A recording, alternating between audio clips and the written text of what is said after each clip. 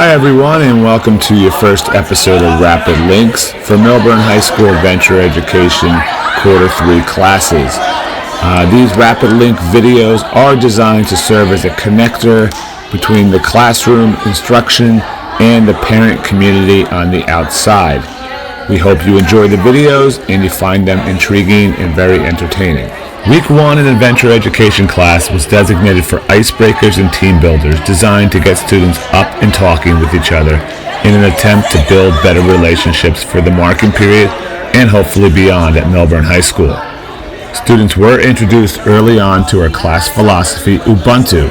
Ubuntu is an African term that means I am because we are. It's hard to be an individual when you're working as a team, so the word Ubuntu is a common phrase in our adventure education class. Our class values were also introduced this week, as it's important to set ground rules early on so everyone can be all in on what the expectations are for a successful adventure education experience. The high five hand symbolizes our values by having each finger represent a value.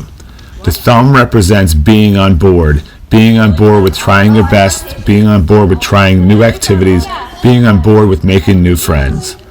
The index finger represents take responsibility. Students are asked to take responsibility for their own actions and self-reflect daily. The middle finger is a sign of disrespect. We don't want anyone to be disrespected. We want students to respect classmates, teachers, equipment, and the challenges they'll face. The ring finger is symbolic of commitment. We ask students to make a commitment to giving their best every day. Lastly, the pinky.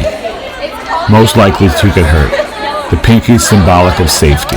Practice safe behaviors at all times and keep an eye out for yourself and classmates. Additionally, the adventure education term challenge by choice was introduced as well.